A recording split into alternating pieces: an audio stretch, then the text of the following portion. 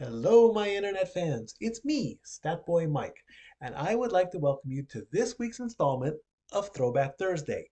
The Casa D18 Studios Channel continues to sort through the archives of the Jeff Meacham Network, the Simple Man brand, JH95 FTW, NoDQ.com, and the Casa Channel in order to bring you classic content that you may not have seen in a long time, if ever. So just sit back, relax, and enjoy this week's Throwback Thursdays offering. I love you all. Statboy out.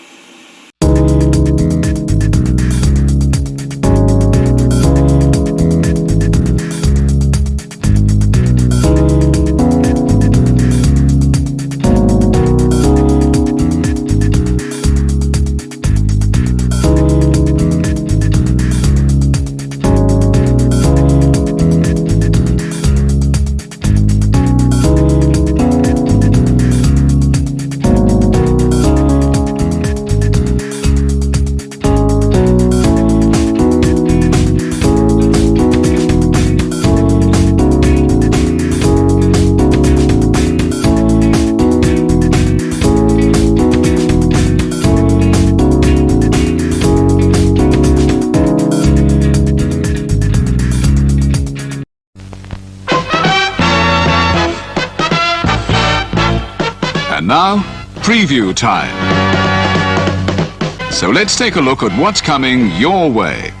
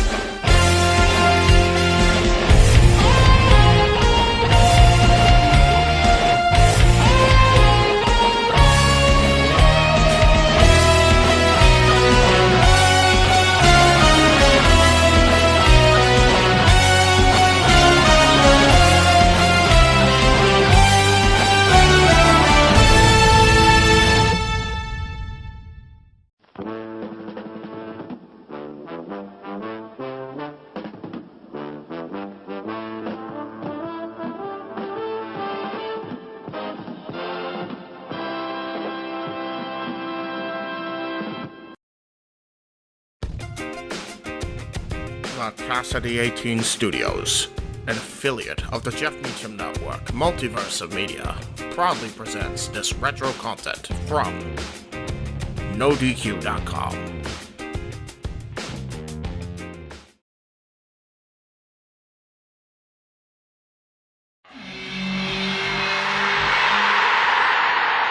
Welcome everyone to episode 4 of Talk Wrestling here on, well, whatever you're watching on, NoDQ.com, MySpace, YouTube, the views just keep on coming. I'm telling you, last week's show was a success from what I understand, from what Aaron's told me, and I appreciate that very much. I can't express enough the thanks I have for all of you fans out there that are watching this show and making it such a big success. We're out doing a lot of different shows on the internet, and to everybody out there that's doing less than me, haha. No, I'm kidding. Okay, totally kidding. I got a lot of questions from MySpace that I didn't get to last week, as well as some questions from my Yahoo email / NoDQ's email. So let's get to those right now. All right, this one's from Benjamin. I wanted to ask you what you think about the heel situation in WWE. I personally think that WWE is pushing too many monster-type heels like the Great Khali, Snitsky, Viscera, etc. I don't think these guys are true wrestling talent. They don't bring much to the show. Heel talent like Randy Orton, Mr. Kennedy, or even upcoming talent like Elijah Burke should be given the main event heel roles. I agree. I love that question, and thank you for putting your input on there. That's awesome. Yes, Randy Orton should be over as a heel. Mr. Kennedy should be over as a heel. Elijah Burke should be over as a heel. Not the monster guy. The Great Khali is fucking useless. He needs to go away. Can't stand him. Who else? Viscera. Big Daddy V. Put your shirt back on, you fat bastard. Who else did he mention? Snitsky. Snitsky could be over if he was in ECW, but he's lost in the Raw Shuffle. If he was back in ECW, he'd be a great heel. He'd be a great heel champion, in my opinion. I really believe that. Snitsky's a great athlete. He just needs to be pushed as a champion and as a heel, not as a Raw mid-carder. All right, this one comes from Michael the Real Britalian. I guess he's half British, half Italian. I don't know. Will Randy Savage ever return to WWE or TNA and get a proper send-off in wrestling? I don't see that happening. He kind of burned his bridge with TNA after he walked out on them because of being an unsafe working environment due to Hogan being there. And I think there's too much hard feelings for whatever reason. I don't know the reason why he and Vince McMahon have hard feelings between one another, but I don't think he's going to ever come back to WWE and wrestle. Will he be in the Hall of Fame? More than likely. But will he ever come back to wrestle? No, not in this lifetime. Randy Savage is, he's got back problems. He's out indefinitely, if not for good. And he's not going to come back to wrestle for WWE anytime soon, certainly not with TNA. All right, this one is from Ruby Rivera. Is Trish Stratus ever going to come back to Raw? If I had a way of contacting Trish Stratus anymore, I'd ask her for you. But since I don't, I'm going to assume no. Trish is happy doing her comedy show in Canada. Go to TrishStratus.com to find out more about that. I really don't know all the information on that. But I think she's happy doing what she is. She's happily married now. She's moving on with her life away from WWE. And I think she's going to be better off for it. I think the time away from the limelight will do her well. I think she wants to have a family. I think she wants to have kids. And I don't think that wrestling is in her future. This one is from Makika. I'm sorry if I pronounced that wrong. Let me know how to pronounce it the next time I do a show. I'll be happy to do it for you. Do you think if the WWE needs to hire new talent so they get their ratings up? No. They need to push the talent they have properly so they get their ratings up. They have a tremendous, talent pool working for WWE as well as their minor league territories, Ohio Valley and Florida Championship Wrestling. But they're not using the guys properly at all, or the girls for that matter. I think that if they started using people properly, they'd get better ratings and they'd have more fans watching. But right now, their product is stale because they're using the same people over and over again. How many times can we see John Cena retain the championship? How many times are we going to see that? How many times are we going to see MVP come out and do his little shuffle at the beginning of each show? How many times are we going to see, Caden Murdoch try to be sportsmen when in reality they're cheating? How many times are we going to see the Great Khali go before the fans shit on him, which they already have? Their product is stale. They need to bring in new talent, not necessarily talent they haven't hired yet, but bring guys up from Ohio, bring guys up from Florida, bring guys, up that are on Heat mainly and bring them to Raw. It's sad they have so much talent, they're not being used at all. They don't need to hire anybody else, just use the talent you've got. Alright, this one's from ESSWH at AOL.com. Who do you think will or should beat Umaga for the Intercontinental Championship? That's a really good one. I like William Regal beating Umaga for the Intercontinental title. I think Jeff Hardy's a good candidate. I think, who else? Who else is on Raw? Santino Marella again. Carlito. Who else? Let's look at the names I have on here. Shawn Michaels is a good champion, maybe. King Booker, or Booker T, whatever you want to call him. Mr. Kennedy, Randy Orton. There's a lot of guys on Raw that could fill that spot for Umaga. I think any one of them would be a great Intercontinental champion. This one's from Big Sal. We had a question from him last week. Thank you again for your question, Big Sal. Do you think Steve Austin will ever come back as a full-time wrestler for the WWE? No, I don't. Steve Austin's career was over back in 2003. He had one good match left in him, that was against The Rock, to get The Rock over at WrestleMania 19, but Austin's career is over. I hate to say it, but it's true. He's nowhere. He's in good shape. I mean, he proved that by doing The Condemned, but he's not in wrestling shape. There's a difference between being in good shape and being in wrestling shape. Austin's body is not in wrestling shape anymore. His neck is still bothering him. His knees still bother him. And he's not. I don't think he'll ever come back as a full-time wrestler. Will he make a one-time only appearance as a wrestler? Maybe, but he won't come back full-time at all. I hate to say it, but that's the truth. All right, this one is from Zach. I watched WWE and TNA, and it seems to me that TNA delivers more in a match than the WWE. Do you think TNA is an upcoming threat to WWE? I mentioned this earlier. I think TNA is going to be a big threat to WWE in the weeks and months to come. I think that if they get a 2-hour time slot, they'll be a huge threat. I think with the talent pool they have, they can be a threat. I think with their the way they're doing storylines right now is surpassing WWE, just my personal opinion, except for the Joe Angle thing, which is kind of stale. But other than that, they're doing pretty good. I think that TNA does deliver more in an actual match than WWE. I think their wrestling is overall better. I think they give the matches more time more often than not than WWE does. I think that I think TNA does deliver better in match. Thank you for the question, Zach. Yes. This one's from Joey the Squigs. I answered one of his questions last week as well. Joey, thank you very much. I was a TNA fan for a very long time, but recently the booking storyline angles have sent me back to WWE. Am I the only one who sees similarities between WCW in the year 2000 and TNA? Now let's see. Jeff Jarrett is still a huge name. David Pender's doing their announcing. Mike Tenay's doing their commentary. I see some similarities as well. And they're taping out of one area, which WCW was doing for a while when they were doing the MGM tapings, the Disney tapings, if you will. But TNA has their own products. TNA has their own stars. TNA is pushing their own stars. They're not really pushing Jarrett because Jarrett has a family issue they're dealing with right now. Yes, they have the same ring announcer. Yes, they have the same commentator. But TNA is their own entity. As far as, if you want to talk about storylines being used, how about when Edge was feuding with Kane, and he kept seeing Kane in various places? Hogan and Warrior from about 98. That was very WCW-like. WWE's copying WCW if anything else. I think TNA's being able to stand on their own. I think TNA is going to be a definite threat to WWE in the near future, and hopefully it'll be the very, very near future. This is from Kim Mendez. What do you think of Christy Hemme leaving WWE for TNA and portraying a heel? I don't like Christy Hemme as a heel. I think she's a much better, like a bubbly babyface. I think her as a heel isn't working for her. I think this whole thing with the Bashams and Lance Hoyt is going to kind of fizzle out kind of fast for her. I think that they're pushing VKM away from the Bashams. You notice that VKM is kind of interjecting themselves in the feud with the Steiners and Team 3D. So I don't think that the Bashams and Christy and Lance Hoyt are going to be a threat anymore. And I think Christy is better off as a bubbly babyface, just my opinion. This one is from the Death Poet. Do you think Rey Mysterio made a good champion with his run as World Heavyweight Champion? And do you think he could do it again? He was champion from WrestleMania until the Great American Bash last year. And it was a 3-month reign, 4-month reign, whatever it was. I don't think he made the best world champion. I think he was too much of an underdog. I think it was the same story every time. Can he overcome the odds? Can he overcome the odds? Much like with Cena now, where Cena's always overcoming the obstacles and never seems to be the favorite going in. The champion should always be the favorite going in. That's the role of the champion. He should be the favorite going into a match, not the underdog. Rey Mysterio will always be an underdog. He's 5'3", he's 175 pounds. The guy is an underdog. He always will be. And I don't think he'll make a good world champion again. I think it's a mistake if they push him as anything but a cruiserweight champion. All right, this one comes from Troy. Do you think the ratings will fall when or if The Undertaker retires?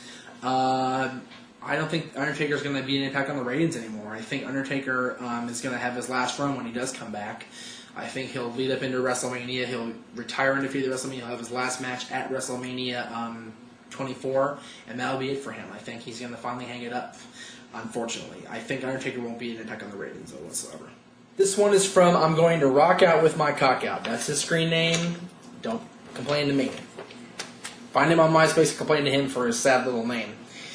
If Vince passed away, how well do you think Shane, Stephanie, and Linda would cope running the WWE? Do you think your wrestling business would stop for a few days? I think they've proven in the face of adversity that the wrestling business wouldn't stop if there's a death in the McMahon family. I think they would keep on going. We've seen the recent tragedy with Chris Benoit and how WWE just did one tribute show and then they kept going. Yes, it was because of the circumstances regarding the Benoit death, but look what happened to Eddie Guerrero. They did 1 week worth of tribute shows, they did a Raw and a SmackDown in honor of Eddie Guerrero, and then that was it. They moved on. I think if Vince passed away, they would definitely be able to keep going because they have a great team in place. Stephanie's the head of creative. They've got a great writing team in place. They've got a great booking team in place. They're set. Vince can successfully step away from the company now and not be a part of the company, and the WWE will do just fine. So I think if Vince passed away, it'd be very hard for the McMahon family on a personal level, but on a business level, they do just fine. Next one comes from Mike J. Do you think WWE benefit from using some of the old WCW concepts like the 3-tier cage or War Games? I know Vince is against anything that's not his idea, but WCW had some good ones. To my knowledge, War Games is the property of WWE because of the Jim Crockett Promotions tie-in. So I think that War Games would be a good suggestion. I think that the 3-tier cage was a one-time only shot. Thank God. That cage was a joke. I think that the 3-tier cage, had its time in the movie Ready to Rumble. I think it was good at Slamboree for a one-time only appearance. I don't think it's going to be a full-time thing. WCW's concepts are being used at WWE right now. There are camera angles. There are people that work for them used to work for WCW. Like guys like Dusty Rhodes, Arn Anderson, Dean Malenko. Those guys all worked for WCW then, WWE now. I think that they are using their concepts very well. This is from Bry the Space Cowboy. Why can't WWE keep a stable going for more than a month nowadays? I miss groups like DX, The Ministry, and, well, even the Right to Censor. I got excited when they did the whole New Breed thing, and they killed that early. When multiple stables work now in the WWE? No. WWE guys are much better off on their own, it seems to me. Yes, a couple of stables here and there, like the New Breed, like Caden Murdoch, and it's more tag teams than it is stables that will work very well. I think that the tag team division needs to be repushed. I think the tag team division can succeed if they're pushed properly. But stables like the New Breed, like DX, like the Ministry, like the Corporation, like the Union. Stables like that are a thing of the past. I think tag teams, if they're going to have anybody team up, it's going to be just a two-man team, and that's going to be the way to go. All right, this one's from I Love My Son Sky. Do you think Shannon Moore is an underrated wrestler, seeing as how he was trained by the Hardys and whatnot? He should be up there at least with them. Shannon Moore is a great talent. Shannon Moore is very underutilized, very underrated. He can do some amazing aerial tactics. If you saw him in TNA or if you saw him in WWE when he was the #1 MFer under Matt Hardy, he's a great wrestler. I think that if they used him properly, he could be a great cruiserweight champion. But the cruiserweight division itself is sucky right now. It's absolutely terrible. So I don't think he's going to get used properly anytime soon, unfortunately, for the fans. This one comes from Shadow X. With Kurt Angle walking around with both titles, do you think we will be seeing Brock Lesnar in TNA TV anytime soon, asking for a rematch for his title back? And whatever happened with Brock and Sable, by the way? Are they still together? Kurt Angle and Brock Lesnar in TNA, that's a very good possibility, but let me clear it up again. It's not the IWGP Championship, it's the IGF Championship. I think Brock Lesnar in TNA would be a good thing, but TNA can't afford Brock Lesnar right now. They can't even afford Hulk Hogan right now. I don't think they can afford Brock Lesnar. And, hey, director, are Brock and Sable still together? They are. They're not together anymore. Okay. They're not together anymore. So there's your answer on that. Go to Wikipedia's Brock Lesnar page or Rena Merrill's page. You can find out more about that because I don't have the answer to that. The first time you stumped me, so good job. I don't know if they're together. As far as I know, they're not, but I could be wrong. You never know. Once again, thank you all very much for your questions. Sorry if I didn't get to your question this time. I'll try to get to it next time. In the meantime, send me more questions to my inbox, not to my comment board. My comment board's getting deleted right now as we speak. It's going to be deleted probably last week. I even deleted it, so because I deleted a lot of questions. So please feel free to send them to my inbox at myspace.com/Jeff Meacham, jdmeach1@yahoo.com, Aaron's inbox on MySpace, post on the blog on this show, and we will see you on episode number 5 of Talk Wrestling. Bye-bye for now.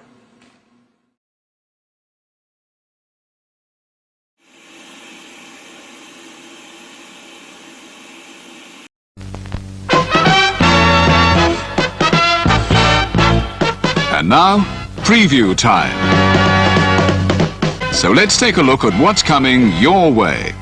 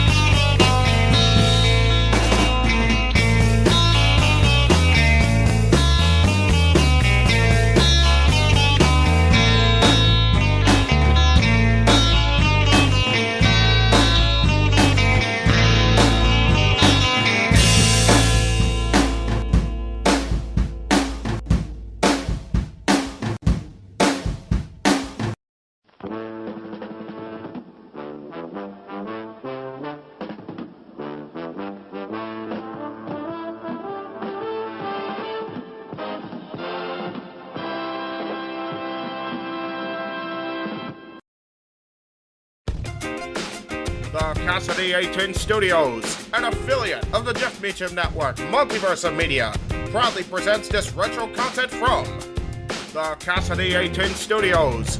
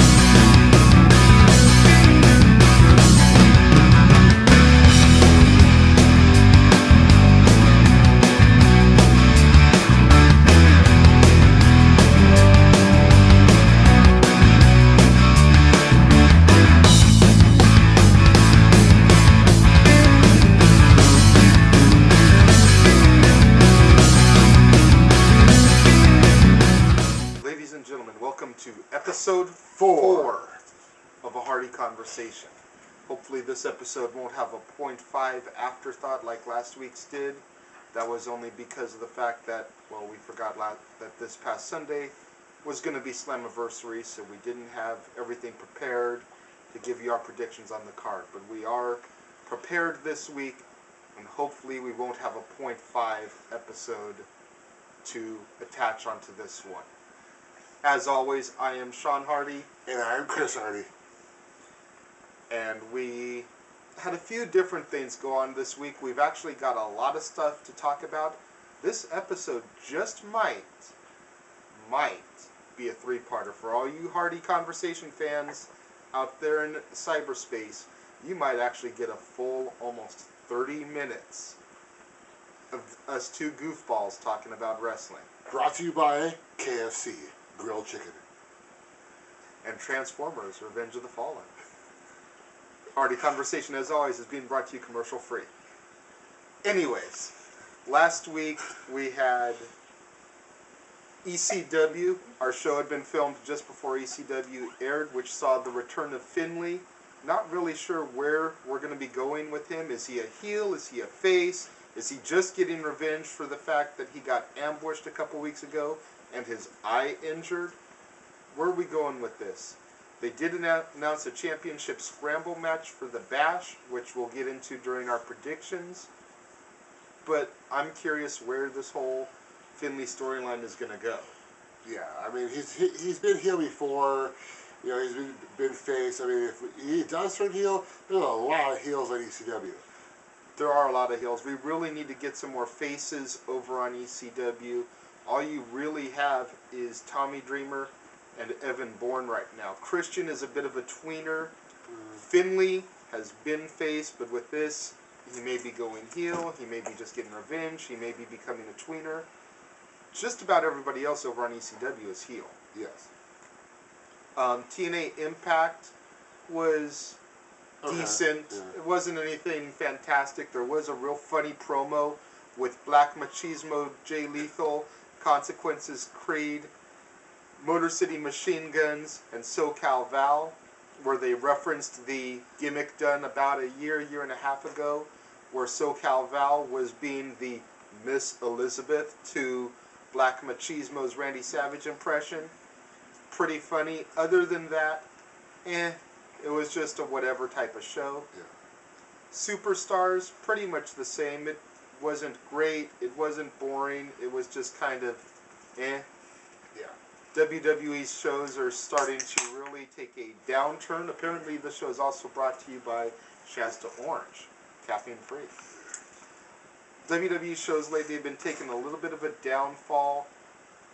It's almost making me not want to tune in, I'm going to be honest. There's only been a couple things happening lately that have been keeping my interest. TNA hasn't been much better. I'm actually starting to itch for some of the old independent shows that I used to go to because that was always much better. No BS storylines, just good action wrestling. Yep. Why don't you go ahead and talk to us about SmackDown and Raw? SmackDown last week, kind of the same thing. Didn't really have much. Was basically building up to the Bash. You know, Jeff Hardy versus CM Punk. We have Edge, kind of neutral too. You know, face a little bit and heel a little bit. Ray and Jericho for the Intercontinental Championship, right back and forth of who can upstage who.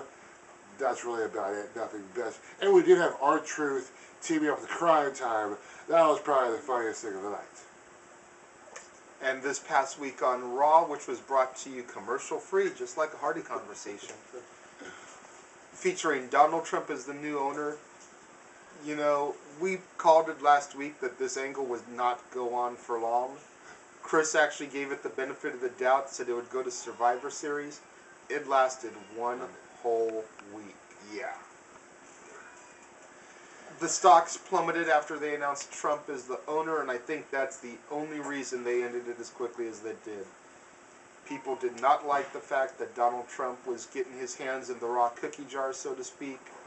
And as soon as stockholders and traders found out about that, they got rid of their stock because they were so opposed to it. If that hadn't happened, this storyline very well could have carried off to WrestleMania. Yeah. And for the record, I'm glad it didn't. I have nothing against Donald Trump. I watch The Apprentice religiously. But you stay over in your boardroom with your has-been celebrities, and Vince can keep his half-assed wannabe workers at the top. His muscle heads, his 5 moves of doom people. Yeah. Stay with your respective areas. Slammiversary. My, did we tank on Slammiversary. Yeah. You know, I'm a little bit surprised at the way that TNA went with a couple of these. A couple of them don't really surprise me, but a couple of them I'm scratching my head on. Suicide retaining the X Division title. We kind of saw that one coming. We did say that Suicide retained, and then we gave like somebody that we thought might become the new champion. So we did see a retain there. Daniels beating the franchise. I totally missed the mark on that one, but Chris nailed it. Yep. They didn't allow Tara to become the new Knockouts champion. That was stupid. I don't know why. It was a decent finish from what I read. We didn't invest in it. Hairspray to the eyes, that old trick. It made sense, but Tara really needed to get that belt. Yeah. She is going to be able to take your Knockouts division to new levels. Just the same way that Gail Kim did when she was wrestling there. Yep. You need to give Tara the strap. You didn't do it this time. You need to do it either on an Impact the next couple weeks or do it at the next pay-per-view. Trust us. Yeah. Because Angelina Love, or whatever you want to call her, Kelly, some blonde girl with a belt, is not a good wrestler. You need to get someone that can actually wrestle. I mean, you know, she's one of the best wrestlers in the whole world as a woman. She's been in WWE, she's been in ROH, she's been in TNA. She knows what she's doing. I mean, you got to give her the belt. You had Beer Money Inc. take the straps away from Team 3D. Called that. We knew that was going to happen. I mean, hell, Team 3D was defending the belts like in 3 different places. They had like a 20-hour flight to Japan, then a 20-hour flight back home. Jet lag is a mother. Yeah. That's all I'm going to say, okay? If for no other reason you knew that Beer Money was going to take him off of that. Yeah. What else? Matt Morgan did not defeat Steen like we thought he would. Surprising. That was very surprising, but Steen has a lot of stroke backstage. If he doesn't think somebody is fit for the Mafia, he's going to make sure that they don't get into the Mafia. Yep. We also had a brand new, rehashed TNA World Champion. Kurt Angle has done it for like the 500th time. I swear they're pushing him this hard in TNA because they want him to compete with Ric Flair. He is the next in line to eclipse Flair's record. I believe this now makes Angle either a 13 or a 14-time world champion, 13. and Triple H is at 12 or 13. And plus, we've heard rumors of Angle maybe leaving TNA, so, hey Kurt, we'll give you the belt. Please stay with us in TNA so you don't go back to Vince. But the main shocker of the match was Samoa Joe turning heel. I'm starting to wonder if the whole Nation of Violence advisor thing, you know, everyone is thinking it's Taz. Yeah. Starting to wonder if that wasn't just a ruse, and Kurt Angle was his advisor the entire time. Yeah. Samoa Joe has been heel before. Honestly, I think Joe works better as a heel.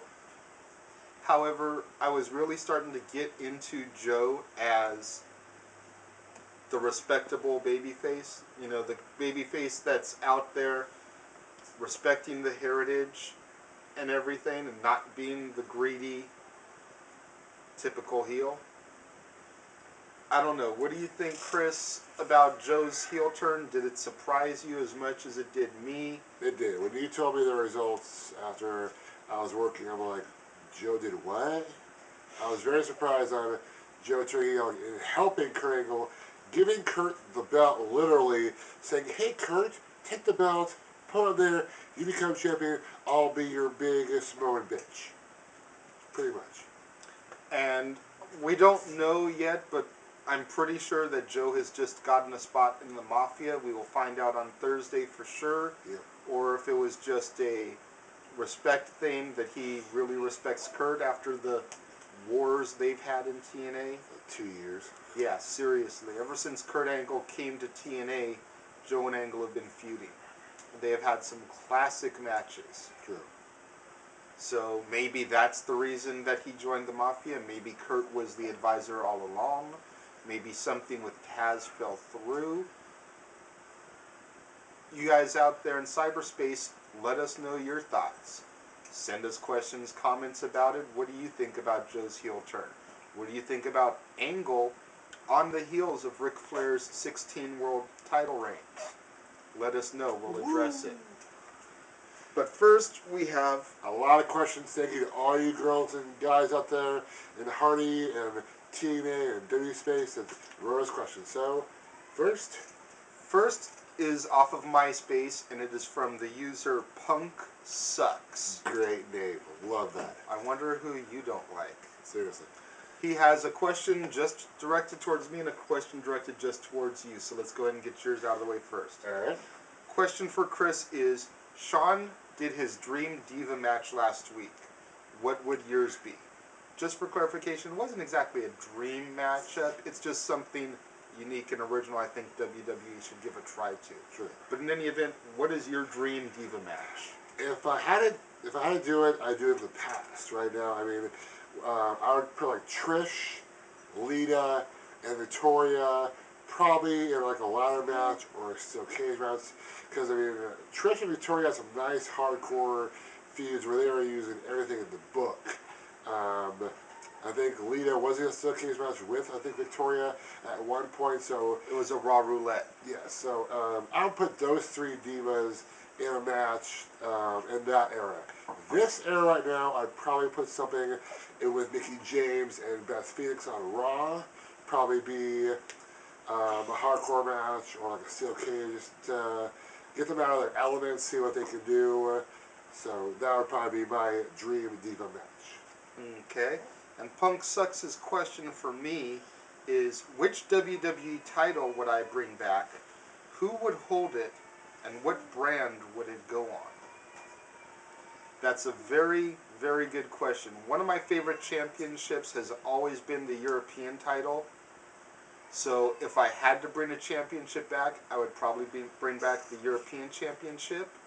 I would make it exclusive to ECW because they need another title. And I'd probably give it to Evan Bourne. Just because he needs gold around his waist. The fact that he has been in the company this long and hasn't even gotten a tag title run with somebody. I mean, hell, about 6 months ago they had him teaming up with Rey Mysterio before Evan Bourne got injured. And I seriously thought they were going to push them towards the tag titles. They were that high impact of a team. Yeah. But yeah, to answer your question, it would be the European title on ECW, and I'd make the first champion Evan Bourne. Very nice. Good question, Punk Sucks. Very good question. Good name. Shannon Hardy, a.k.a. Jeff's girl, has a question for us. She wants to know, who do we think will win at the Bash, Jeff or Punk? We'll get into that when we do our predictions a little bit later. On part 3. But she also has another match, or another question. She says, I like the Money in the Bank ladder diva idea.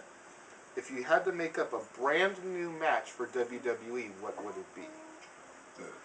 Mine would be a free fall barbed wire match. Now, for all you XPW fans out there, there's a match with New Jack, and I forget who the other person was.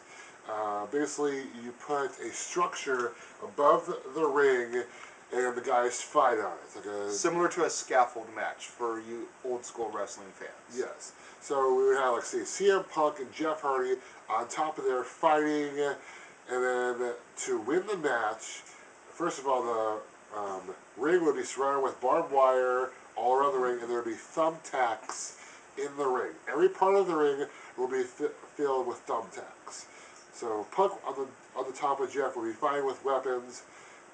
You have to knock the person down in the ring, which would probably be like 20 feet, and you have to pin the person in the ring to win. So let's say Punk falls down on his butt, and thousands of thumbtacks get on his back.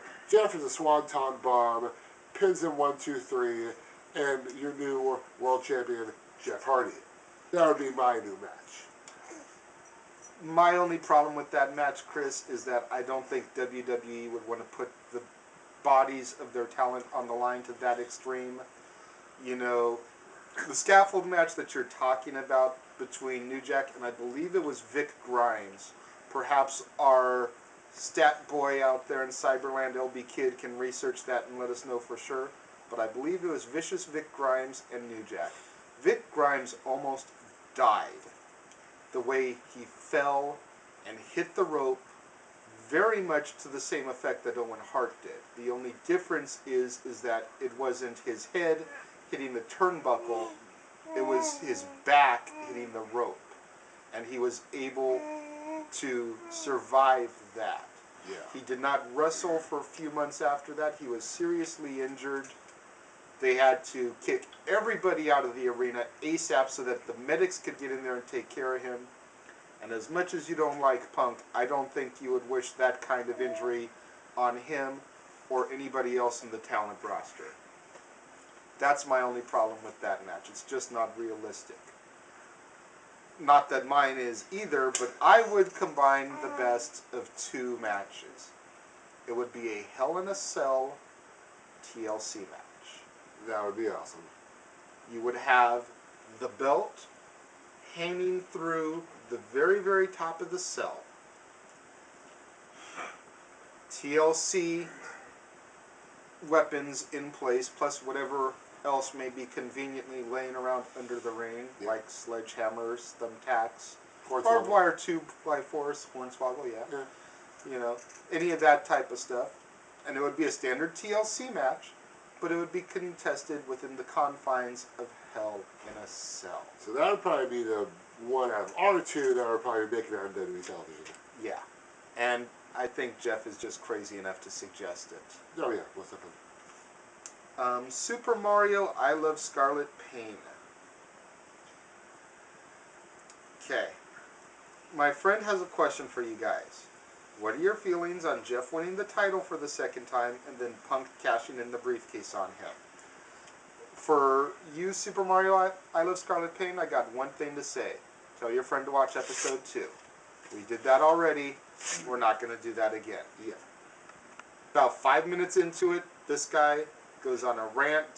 Tell your friend to just fast forward to about the 5-minute mark. No, it was a pretty He good can get rant. his question It was a answered. pretty good rant. Everyone out in the cyberspace loved that. They thought it was very hilarious. I got many comments on how good my comment was. Not saying it was bad. I'm just saying we've been there, done that. We did that in episode 2. We touched on it a bit in episode 3. We're not going to get on it again in episode 4. True. Just like our friend Jeff Meacham on NoDQ said. My homegirl Sandy Stars. We love you, Sandy. Since TNA tours mostly on the East Coast and somewhat around the world, why don't they hardly come to the West Coast? I mean, they did a show last year in Anaheim, and from what I've seen when people go to signings and shows, some of them like TNA. Was this like some kind of curse or something? Well, Sandy, your prayers have been answered.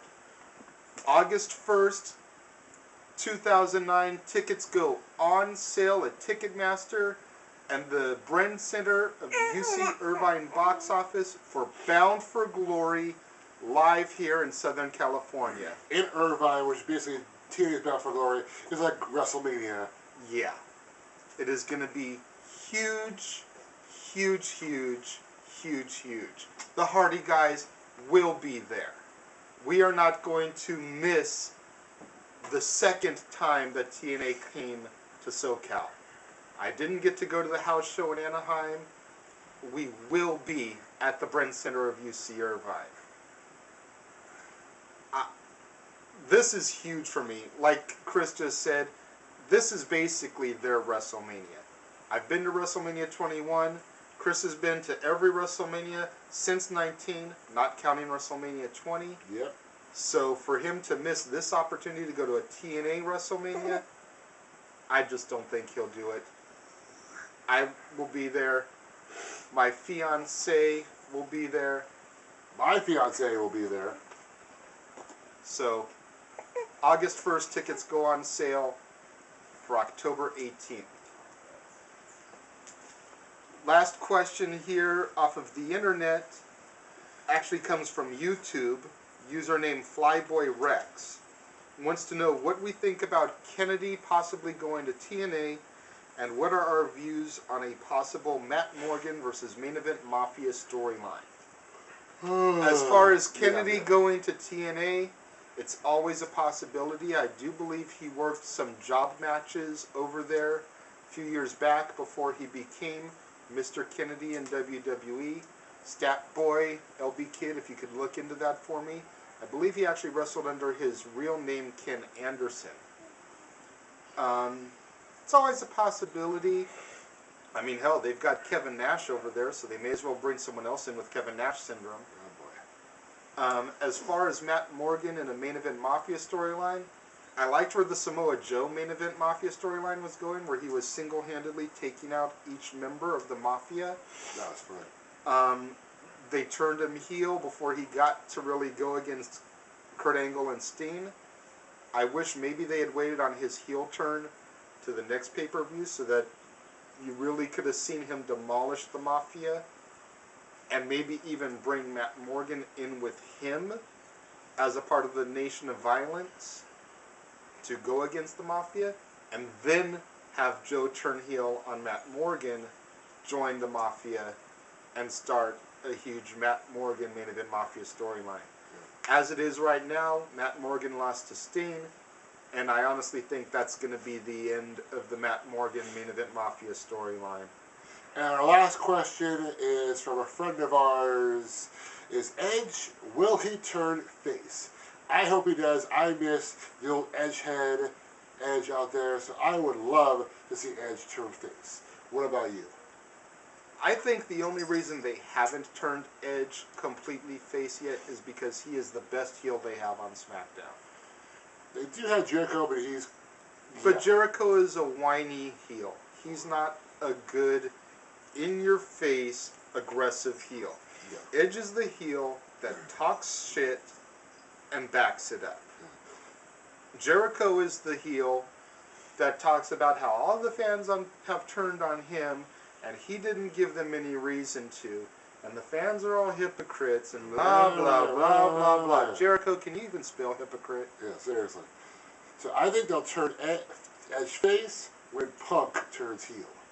Possibly Punk, when Punk goes full on heel, they'll make Edge a face. I just think that Edge is too good of a heel to waste turning face. Same thing with Randy Orton on Raw. Randy Orton is the best heel they have on Raw. It is no coincidence that the two men that formed Rated RKO are the best heels in the company. Yeah. Granted, Randy learned how to be a good heel from watching Triple H and Ric Flair. The only way that he would lose that spot is if Trips went heel, and I know he wants to end his career as a babyface, so I don't see that happening anytime soon. All right, now on to the Bash. Not the Great American Bash, once again, for clarification, the Bash. All right, we have 7 matches. So far. Yeah, so far. First we have Miz versus John Cena. Yeah, enough said. Miz has tried to beat John Cena or tried to upstage him for the past 2 months. I hope John Cena just ends it, but I think Miz will find some way to win this. I really do. I think Maurice maybe come on down, help him, or he'll, get DQ'd or something where Miz will win on John Cena. I just want to see the Miz win, period. It doesn't have to be a clean victory for me. It can be a DQ, it can be outside interference. I don't care. John Cena needs to get knocked down a couple pegs. Miz is in fact awesome, just like he says every week. They need to seriously push Miz towards a U.S. title run, and a win over John Cena is just what he needs to elevate him up to the next level. Enough said. Tag titles are on the line. The Colognes versus the Legacy. Legacy is definitely going to walk out with the straps, but we got a hint of a possible heel turn on Raw for one of the Colognes. I think that Primo may end up turning his back on Carlito and joining up with the Legacy. That would be very, very interesting. I've been talking for a long time about adding another member to Legacy. It was originally going to be one of the Hart Dynasty, but that is going solid on ECW, so you don't really want to mess that up. I think it might just be Primo Colon. I think it will be Carlito because he's been U.S. champ, he's been IC champ, he's established himself in WWE. So I think Carlito will say, you're not cool anymore. I've been champion. I carried you on the tag team champions. I'm gonna be better. I want to be a world champion. But Carlito has been healed a lot. Primo just came to the company not even a year ago. He's been He had like 2 singles matches. Struggling to find his own identity, and I think by joining the Legacy, he will get that opportunity to break out from his brother's shadow. You've got the IC match, mask versus title, to see who wins it all. Jericho versus Ray. If Ray loses, he has to unmask himself again, like WCW. And if Ray wins, he gets the IC title. I think, I really hope Ray wins back the IC title, because we would not want to see Ray unmasked. It's been done before. It's old WCW rubbish that doesn't need to be said. It needs to be done. Ray, that's his identity. That's what 5-year-old kids love, to wear his mask. You take off the mask, Vince will lose a lot of money. Seriously, he'll lose money off of the mask replicas that he licenses. He'll lose money off of the action figures, T-shirts, everything. Plus, he'll lose a lot of his Latino audience over on SmackDown, which is the main reason they put Rey Mysterio back over there, is because SmackDown has a very heavy Latino audience. Yes. You've got the Women's Championship with Michelle McCool challenging Melina. No-brainer here. I think Melina's going to retain. Yeah. You've got 3 world title matches. Jeff. I'm not even going to go over all the matches. Y'all probably know them. I think Punk is going to retain, unfortunately. I think Triple H is going to become champion. And with the scramble for ECW, I think that Tommy Dreamer will retain. I hope Jeff wins, but most likely Punk will retain. I think that Orton will retain, and Legacy will all be with the belts. And for ECW, I think either Christian or maybe even Finlay, because Finlay's never had the world belts, so I think maybe Finlay will win. So that concludes episode 4 of our Hardy Conversation. We'll see you next week for episode 5, baby.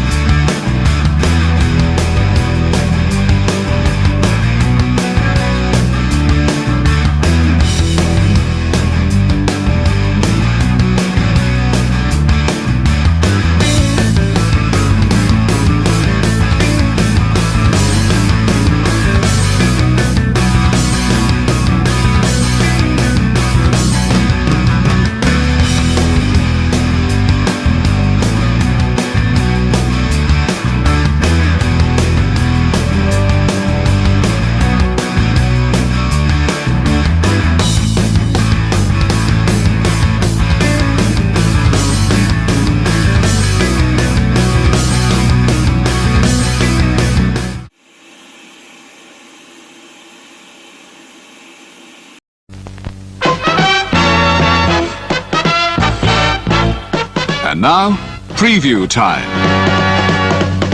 So let's take a look at what's coming your way.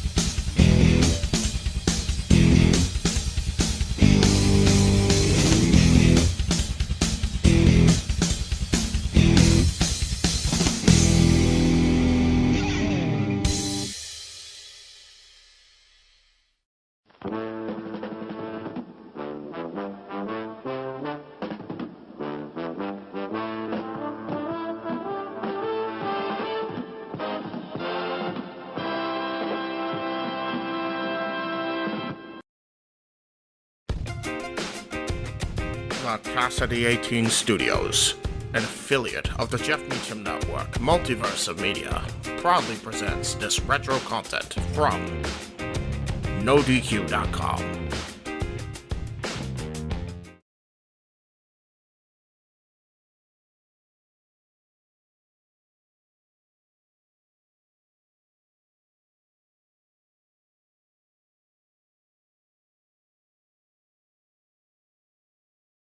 It's time! It's time! It's No DQ&A time. That's right. Welcome everyone to No DQ&A here on NoDQ.com. I am Aaron Rift here to answer your questions about the world of wrestling, so let's get right down to it. Thoughts on a potential boxing match at WrestleMania 28? Bad idea in my opinion. If you go back to WrestleMania 2 with Roddy Piper and Mr. T, that kind of set the precedent for boxing matches, and it was not a good one at that. So even Piper himself admitted that it wasn't a good match. So there you go. And then I remember WrestleMania 15 with Bart Gunn versus Butterbean, lasted all of 90 seconds. What's the point in doing a boxing match? Not a good idea in my book, like I said. So there you go. What do you think is happening with The Undertaker? Will he be at WrestleMania this year? Is he done wrestling? First of all, I do not think that The Undertaker is done wrestling. Right now, he's just taking a break. As you all know, he's been dealing with injuries. And apparently, my cat is in my shot again. Okay, if you guys want to see him, he's trying to hog the spotlight here. Go to youtube.com/thecatdiaries. That is my other channel. I'd love to see you guys check that stuff out. And hopefully he'll stop getting in my shots now that I gave him a free plug. There you go. Okay, anyways, back to The Undertaker. You know, he shaved his head recently. The picture is legitimate.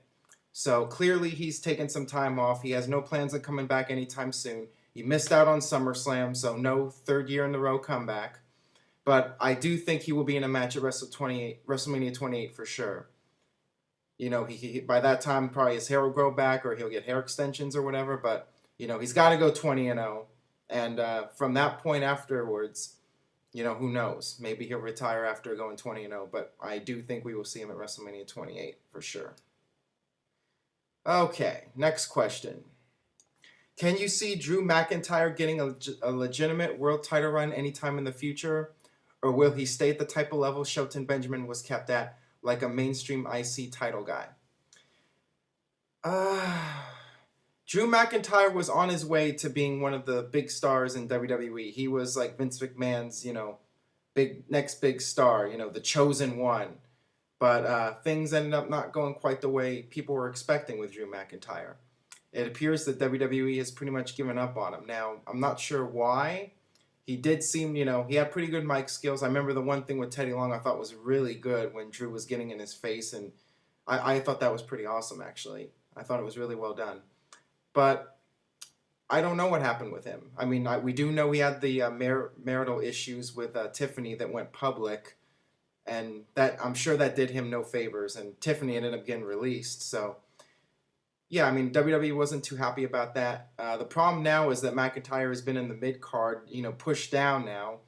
Will fans be able to take him seriously again? I mean, the longer he stays in that mid-card level, the harder it's going to be for him, you know, to get back to that level. But, I mean, we'll see what happens. I mean, Mark Henry, as we can tell over the years, he's had his pushes stopped and then started again so many times. So, you know, maybe we haven't seen the end of Drew McIntyre. I give it a 50-50 shot, you know.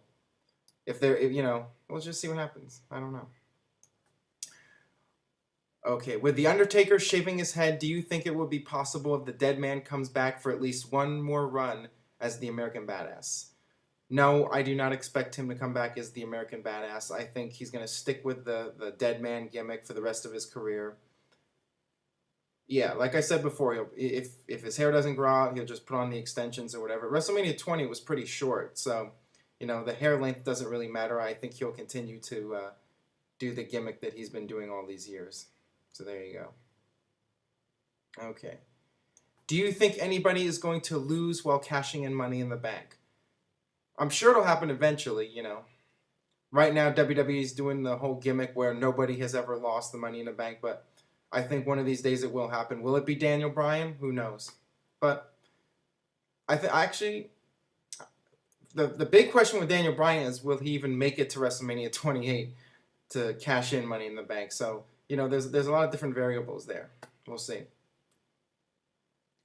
What do you think of the recent teasings of a Goldberg return? Up until now, we've only seen Jeff and Mike get mad anytime the name is mentioned. I'd like to hear your honest opinion. I think he was a great character, and I'd love to see him have one last go. Okay, guys, here's a little secret. The reason that Mike and Jeff do not like Goldberg is because he turned them down for an interview back in 2003. You know, my opinion on Goldberg, he was awesome. He played that role of the badass, killing, wrecking machine, whatever you want to call it.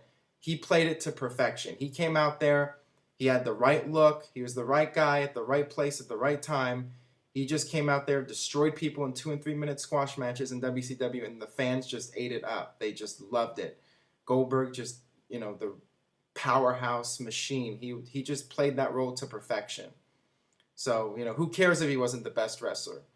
He was bringing in fans, and that's what counts. So, you know, thumbs up to me on Goldberg. I never met the guy as a person. You know, I've heard mixed reviews about him as a person, but as a performer, he went out there and he put people in seats. So that's the bottom line with Goldberg. All right, that's going to do it for today's edition of No DQ&A. Please subscribe to the YouTube channel, youtube.com/NoDQ&AW. And you can submit questions at formspring.me/AaronRift. And for that, we'll see you next time.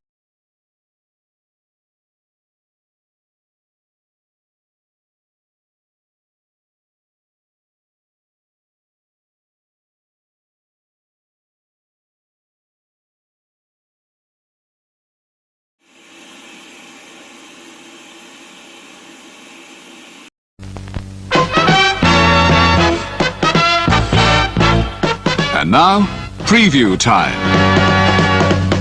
So let's take a look at what's coming your way.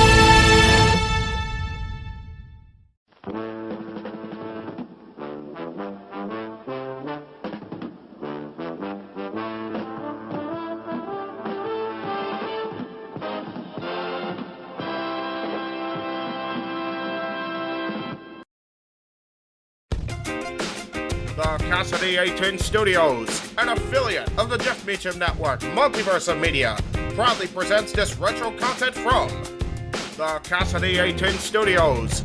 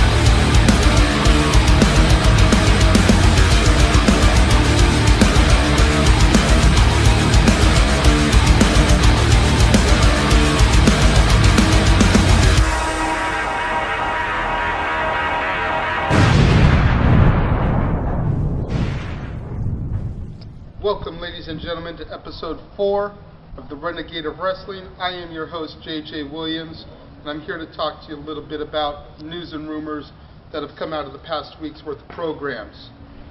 Main news to talk about right now is the repercussions of the Royal Rumble matchup. You've got Edge, who retained over Dolph Ziggler. You've got Miz, who retained over Orton. And you've got the new Divas champion, Eve. Where that came from, I have no idea. Everyone was really upset, at least in my household, when they announced that it was going to be a fatal four-way, Michelle versus Layla versus the defending champion, Natalya. We're waiting. Where's Beth Phoenix? Where's Melina? Where's Awesome Kong? She was rumored to be backstage last night because she lives in the Boston area, and they didn't use her at all. Knowing that they signed her, the fans of the internet universe knowing that she would have been a huge deal to bring out, WWE didn't deliver on that one. No, instead they trot out Eve and have Eve win the belt. Seriously, WWE? That's like the biggest epic fail in the last couple years. Dolph Ziggler, I think, is finally starting to get his opportunity to be seen in the spotlight. I'm going to get a little bit more into that on this week's episode of Dad's on Wrestling. Be on the lookout for that Thursday. Randy Orton. I love Randy Orton. I'm a big Randy Orton fan. But Randy Orton needs to seriously take a step back now. He's lost to The Miz like 3 times. He doesn't need a shot. He'll probably be in the chamber when Miz defends his title, but Randy does not need another title shot at this point. Which brings us to the Royal Rumble match itself. And there's a lot of questions that need to be answered, both by WWE and even over on TNA, as a result of the Royal Rumble match. And here's where I'm talking about. Diesel, Booker T, both in the Royal Rumble matchup. A lot of news sources are talking about Booker T has now signed a long-term deal with WWE. Don't know in what capacity. Is it as a manager? Is it as a talent? Is it as a commentator? Is it as a trainer? Maybe he'll be featured on Tough Enough, helping to teach the new rookies. Kevin Nash, as of right now, has not signed anything. There looked like there were seeds of a potential maybe Mania match planned last night between Kevin Nash and The Big Show. But the question that TNA needs to answer is, if the main event Mafia is the new they, what are they going to do about this now? Because 2 of the Mafia members are now over in the WWE. 2 of the decent Mafia members at that. It's rumored that Scotty Steiner is coming back to TNA, but no one cares about that jacked up roid freak anymore. Samoa Joe isn't in the spotlight anymore. He's chasing around D'Angelo Dinero, even though he says he doesn't chase bitches. All that leaves is Kurt Angle and Sting. Sting didn't come back, but there's still rumors that he's going to be inducted in the Hall of Fame. If they stick with this WCW theme, they're still going to throw him in the Hall of Fame. Rumored. If they're going to ink a deal with Sting to go in the Hall of Fame, he's not going to be able to perform in TNA. So, there's a lot of questions coming out of the Royal Rumble match itself. Alberto Del Rio, is he going to challenge The Miz? Is he going to challenge Edge? Most people would say that he's going to go challenge Edge because he's already on SmackDown. I think the smart thing for Alberto to do would be to challenge The Miz. I don't know if Alberto will beat Edge, but I'm pretty sure with the push he's been getting, Alberto Del Rio could take out The Miz. As big of a Miz supporter as I am, if Alberto wants to guarantee himself a championship come Mania, he'll go after The Miz. But they planted the seeds of Miz versus John Cena at Mania when Miz came in and chucked Cena over the top rope. So, as it stands right now, the rumors for Mania are Miz Cena, Edge Del Rio, Undertaker versus Barrett, When that's going to start getting really rolling, only time will tell. Chamber is what's next, though, and I will be very, very surprised if The Miz walks out of the Elimination Chamber as champion. I'll be very surprised if Edge walks out of the Chamber as champion, but I'd bet money on Edge retaining over The Miz. Unless they've got a swerve in store where somebody aligns themselves with The Miz, I don't see how The Miz will retain. I just don't see it happening. Kudos to WWE, though, for giving us Daniel Bryan versus CM Punk, even if it was only for a short amount of time last night. I'd like to maybe see this storyline build up and develop into a WrestleMania match, possibly over the United States Championship. Do I really think CM Punk needs that secondary title? Absolutely not. CM Punk should have no problem jobbing to Daniel Bryan in that feud. But I think that the smarks on the internet will eat that match up at WrestleMania. When number 3 went off, I was waiting for Evan Bourne to make his return. The fans were already chanting Reign of Honor for Bryan Danielson, Daniel Bryan, and CM Punk. Throw Evan Bourne in there. Trot Caval out for a one-time appearance, even though they agreed to let him go. Add fuel to the fire. You were in Boston. Boston is not far from ROH territory. WWE could have done so many bigger things with the 6 men that they had as surprises, as opposed to feeding us a giant, a midget, and a jobber. What do you guys think? Let me know. Renegade of Wrestling at yahoo.com. Find me on Facebook, Renegade of Wrestling. Click like. You'll get all the updates. Make sure you check out Dads on Wrestling this week, when I present a special guest dad for this week, and quite possibly this week only. Giving y'all a heads up, my buddy Jeff was not able to make the taping for this episode. We do have some more in the can, but with the Rumble being one of the big 4 still, and wanting to cash in on that hype, I had to bring in a substitute dad. The Lady Killer, Ray Larkin, is going to be standing next to me come Thursday. Don't miss that. As always, I'm the Renegade of Wrestling, JJ Williams, and I'll see you next time.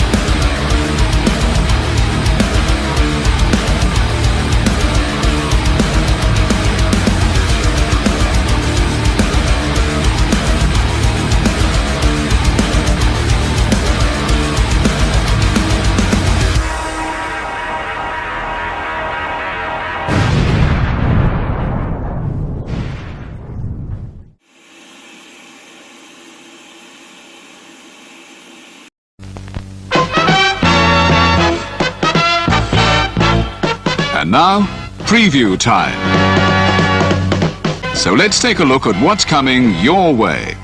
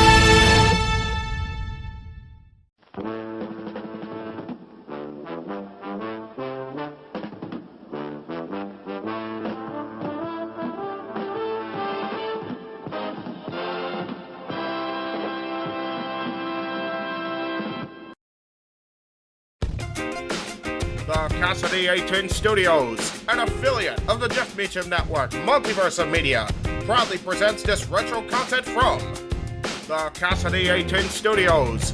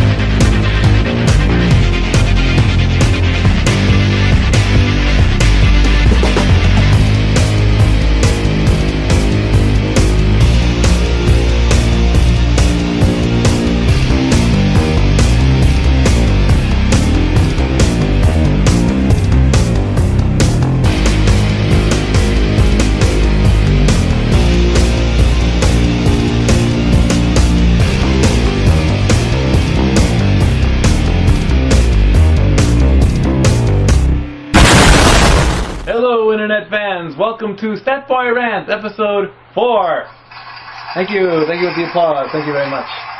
A lot of stuff to talk about, and as always, these rants are Boy approved. Thank you. First up, anime fan, who is a fan of the show because they like to put comments on my videos. Do you miss Jillian Hall? Do you think she'll work well in TNA? No and no. I did not like her in WWE at all. The whole singing like Britney Spears on steroids or whatever, like she had I don't like.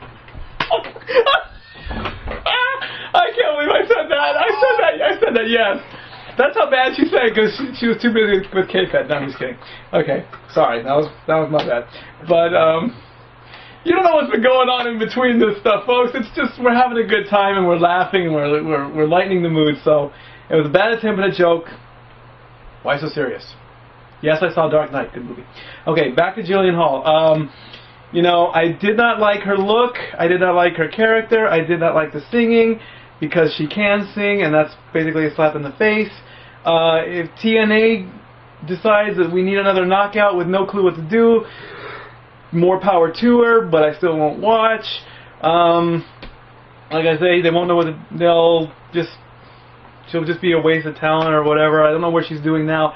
Haven't heard anything from her recently. 316 JTK or JTK 316, whatever your name is. You're switching your name on me. Jim Cornette, do you like him or hate him or do you miss him? Yes, I do miss Jim Cornette because his gimmick was funny with the Doctor of Desire,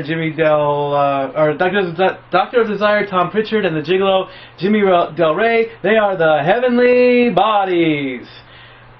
Their entrance back then was actually kind of disgusting. I did not want to see the Gigolo. He would rub his stomach a lot, and that was kind of creepy, you know. They were a great tag team. You know, they had a great manager.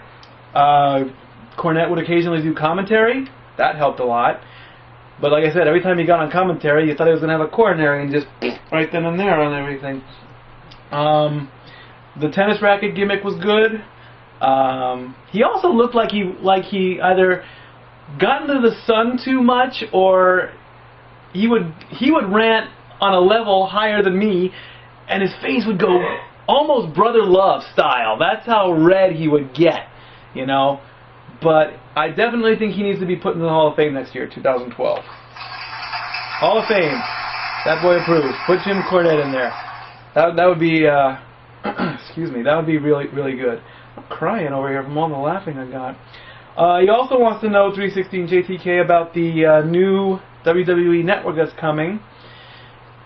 It's a good idea. We'll see where it goes. I mean, of course, you got Raw and SmackDown, so they'll be on there. If they add some of the shows like they did on WWE On Demand, if that's still available in your local cable area, more power to... I haven't heard from it in a while, but there was a show. It had JR and King and Hayes and who else was on there? Pat Patterson and Mean Gene, and they had a nice little roundtable discussion. That was a good show, you know. They're all sitting there, and I think P.S. Hayes is sitting there smoking a cigar the whole time. He's just lighting up, just well, you know, when I managed this team, I was, and Pat Patterson's telling all his stories in the back. Put that show on there. Bring that in. As long as they don't overkill us with the old stuff, you know, like just because it's The Rock's birthday, let's celebrate The Rock. Let's do that. You know, that'd be a good idea. Let them run with it. You know, keep the pay-per-views on pay-per-view though. Don't put it on network TV. But like I say, it's just another TV channel, so, you know. And hopefully everybody will get that station. That way you don't have to go getting DirecTV or Dish Network or Charter on Demand or whatever. Or, heck, black boxes if those are still around. Mm-hmm. Okay, we have a new one. Whip Darling. Do you like to use whips, darling? I don't know. Where did you come up with these names? What do you think about Triple H stealing the spotlight? And do you think Johnny Ace will come back to wrestling anytime soon because he was big in Japan? Triple H doesn't steal the spotlight. He just takes it. Why? Because he's Triple H. And of course he's married to Stephanie. And of course he's the son-in-law and all that stuff. So he doesn't steal it. He grabs on tighter to it than anything else. And, you know, like I say, it's Triple H, you know. He's one of the top people, so, you know, more power to him. Hopefully, honestly, I want to see him pass the torch to Punk, even though Punk is using his pipe bomb routine. You know, I want to see Punk go higher than Triple H. Not title-wise, but popularity-wise. I think he's getting there. As far as Johnny Ace wrestling, no. No way. He's getting up there in years. I would assume he's perfectly happy working on the executive level. You know, I don't know much about him wrestling in Japan. You know, if he did, more power to you. Excuse me, but I just ate. No, that me and Johnny Ace also. Oh, okay, good. Thank you. You know, like I say, hopefully he's making an insane amount of money over at Titan Tower or WWE headquarters or whatever you want to call it. But no, he's not going to come back to wrestling anytime soon. Let's see, what else we got on the list?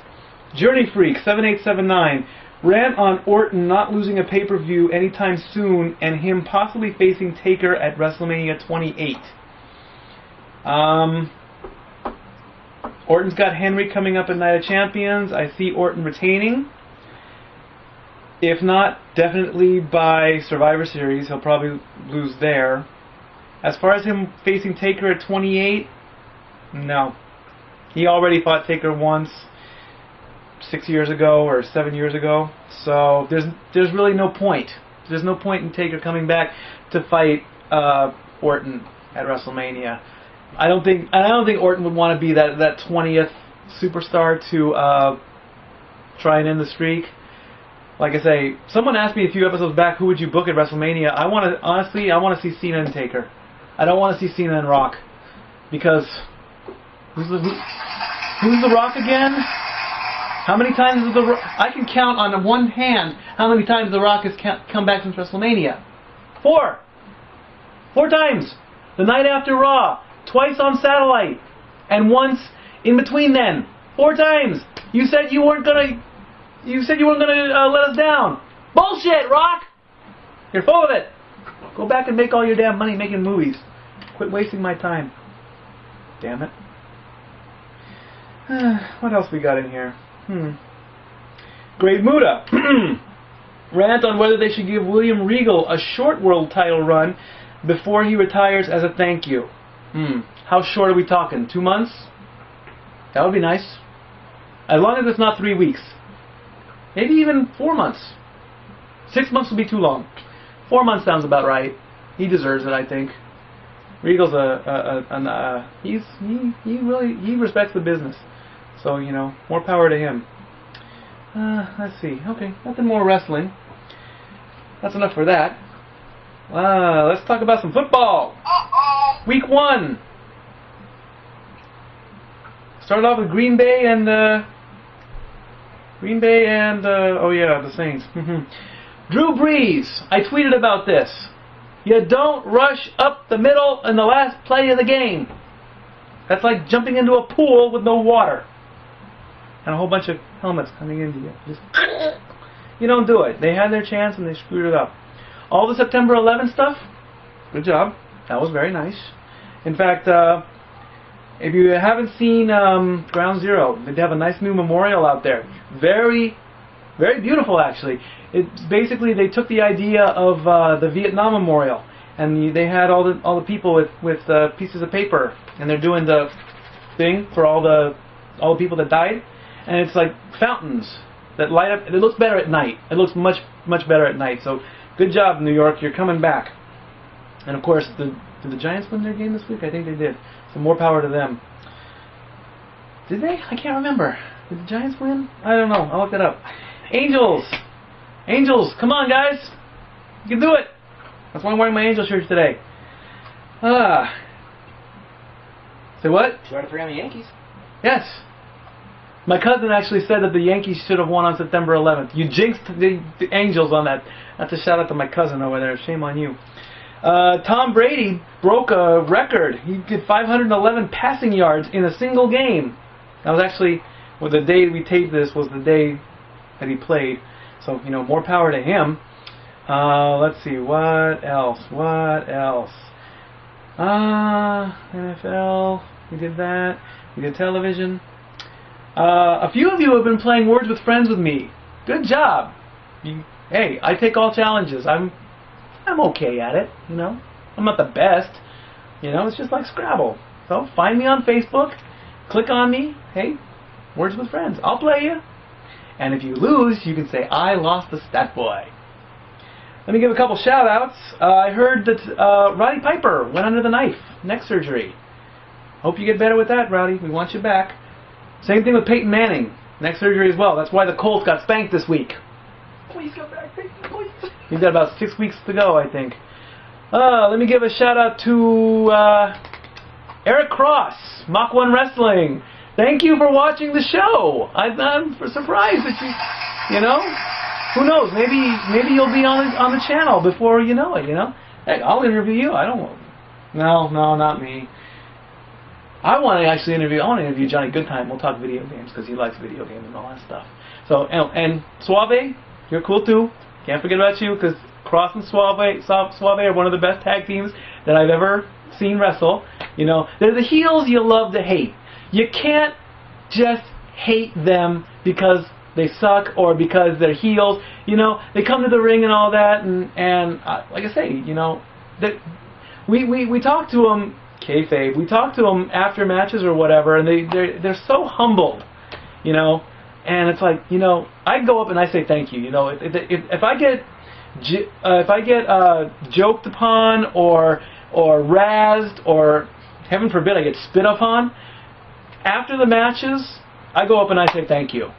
I don't care, you know. I'll break kayfabe with everybody. You know, I'll shake your hand. I'll say thank you. So thanks for the positive comments, guys. I think we're done here. You know, keep the comments coming, guys. I want more comments though that are non-wrestling related, please. You know, remember I want to do half wrestling, half other stuff. I love the wrestling comments, but let's keep going with that. As far as episode 4, Stat Boy is out.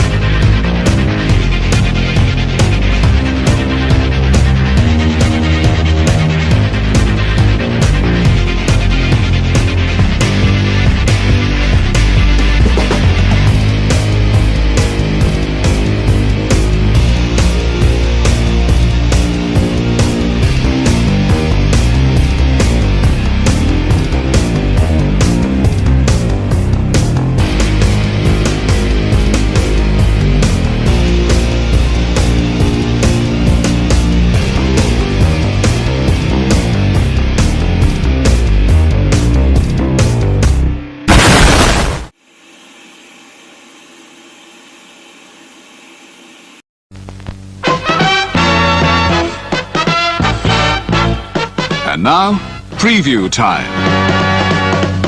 So let's take a look at what's coming your way.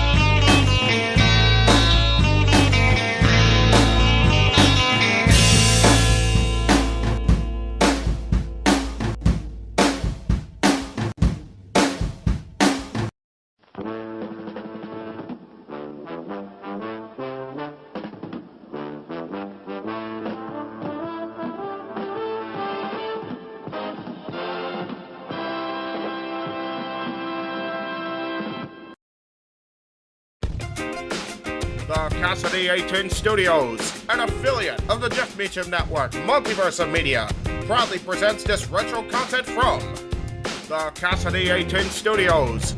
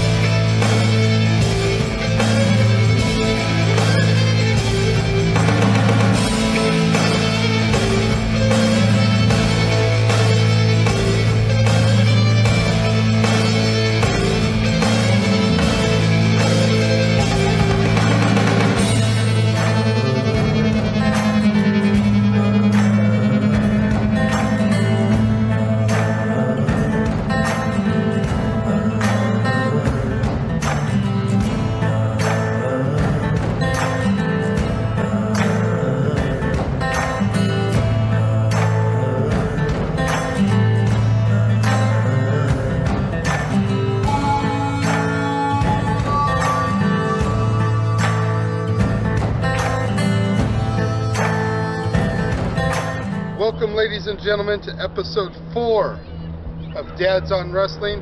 I am one of your co-hosts, the Renegade of Wrestling, JJ Williams, and Mr. TW is not here today. Mr. TW had an emergency. He had to go back up to Canyon Country, his home, and he's not going to be able to be here today, so it looks like the Renegade is going to have to go this episode of Dads on Wrestling alone. But we're going to get into a little bit of the Royal Rumble discussion. What is this? What the hell is going on here? This is my show.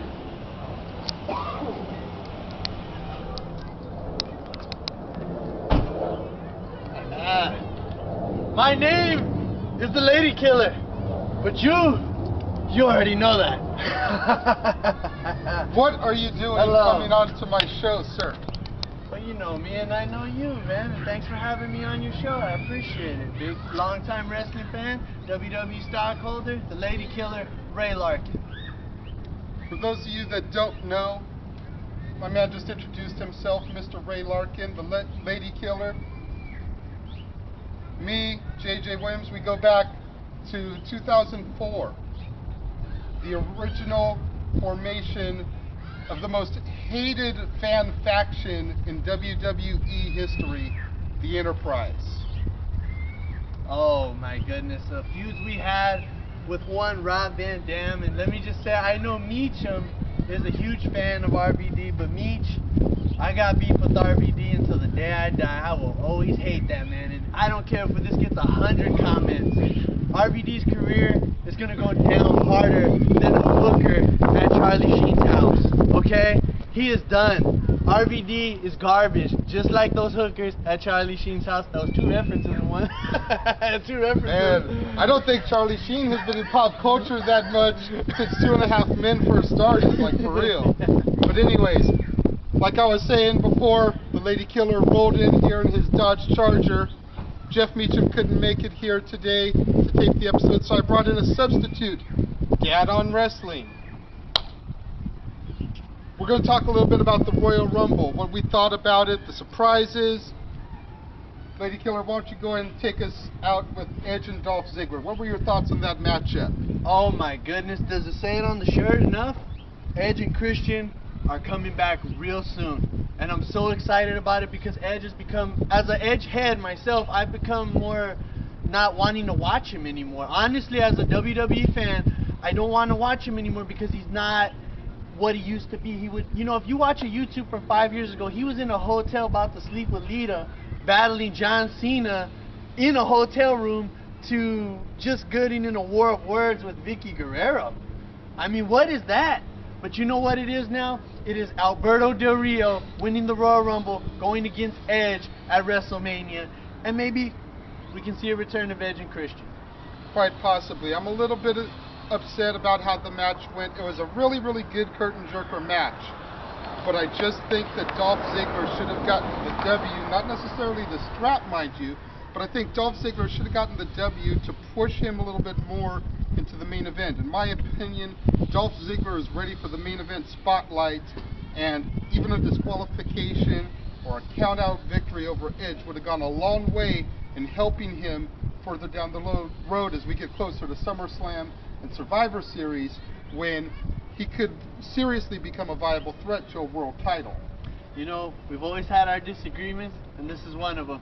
I feel that Edge is the Los Angeles Lakers, as much as I hate them, but they're champions, just like Edge. And I feel Dolph Ziggler is no different than a 3rd grade high school basketball team. And I don't think he's on Edge's level, never has been, and never will be. But he'll always be Nicky to me. Next match. Randy Orton versus The Miz. A lot of people thought that Randy Orton was going to walk out of there with the WWE title. I have been saying from day one, The Miz will not walk into WrestleMania with the title belt. He will lose it at the Chamber. He just went another step further yesterday, last night, Sunday, whenever it was, to push that storyline, and it looks now like he may actually even walk into WrestleMania as WWE Champion with what he started with John Cena in the Royal Rumble matchup itself. First of all, big shout out to all the people in Los Angeles who watch this show, and all of you UPW fans. Miz deserves what he has right now, okay? And I was in a party last night, big Royal Rumble party at this guy's house, and it was amazing to see the reception that the Miz got. Both a little bit of hate, but a lot of love for the people that were out there at those shows when he was doing autograph signings, when he was the absolute nobody, getting ridiculed by people like myself, and saying he was never gonna make it, and you know what? Miz is the Justin Bieber of WWE. Never say never. You never say never. Yes, I used the Justin Bieber remark to take a shot at the Miz, but yeah, he is the Justin Bieber of WWE.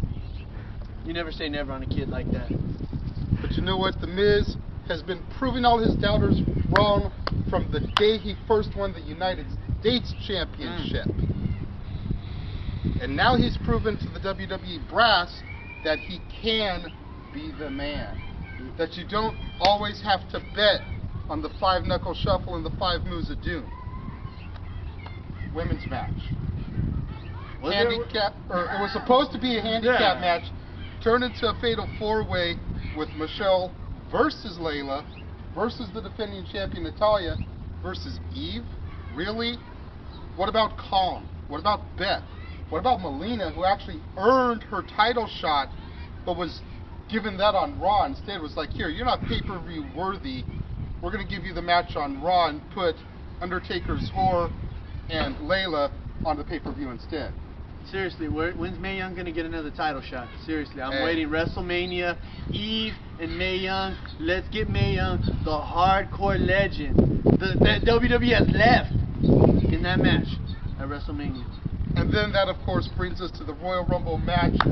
40 superstars, 10 more than there has ever been in a Rumble match before. And then they had announced 34 names prior to the show, leaving 6 surprises. And the only real surprises that they delivered to us was Booker T and Diesel. Well, no. Now, don't get me wrong. Don't get me wrong. Hold on. Don't get me wrong. With WrestleMania being Atlanta, the home of WCW, to bring out, you know, one of the outsiders and half of Harlem Heat as your surprises in the Rumble was good. But there were 4 other spots that could have been filled by other people without throwing in a midget, without throwing in Randy Orton and Dolph Ziggler, who had already wrestled, without throwing in Guerrero is Spanish for Jobber Chavo, without throwing in the Great Khali. I mean, seriously, what about Sting? What about Arn Anderson giving out there? Just, you know, let him get in there, give a spine buster to somebody, and then get eliminated over the rope. Seriously, Arn Anderson, WCW legend. Just throwing that out there. He needs to be in the Hall of Fame this year. I don't know how I'm going to get criticism for this, but they were better off just throwing Andrade in the ring at that point. Oh, I mean, wow. They might as well. Really? You really? Know what? I have someone. Really? I have someone that was really close to me that even rumored to me that he was the secret GM, and I was like, you know, it's just ridiculous how WWE is doing it these days, and that's why I come to these really controversial conclusions. And the reason I come to these controversial conclusions because WWE sometimes drops the ball on a lot of talent. VP.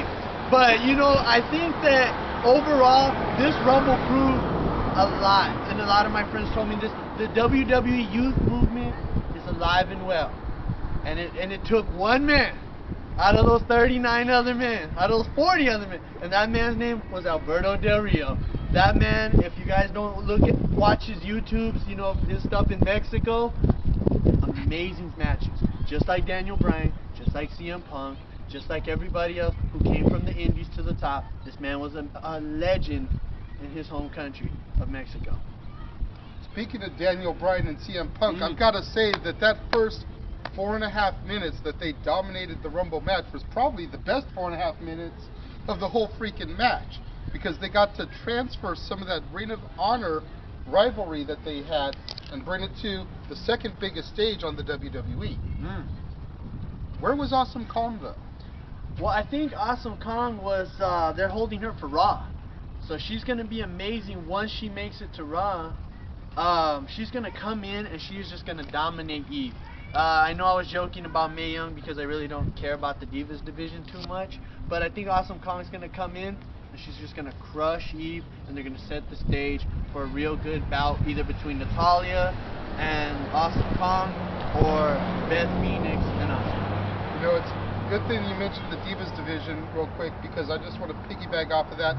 Check in the coming weeks for an episode of me and Jeff where we get into our thoughts on the Knockouts and Divas division. You know, you just mentioning that reminded me that we've got that one in the can. Should be coming in the next 2 or 3 weeks. So all you fans out there, dads on wrestling, that want to know what me and Jeff have to say about the Knockouts and the Divas, really going to want to tune into this one. It's going to be very controversial and very interesting. It looks like we're starting to get the wrap-up sign from Stat Boy, our cameraman, Ray, Lady Killer. I want to thank you again. Thank you so much, for stepping in for Jeff Meacham. I love the shirt, by the way. Thank you. You know, I got this off of www.shop.com. All you folks out there that are going onto the website, buying merchandise, buying tickets to the events, love them or hate them, you're putting money in his pocket, so keep up the good work. But you already know that.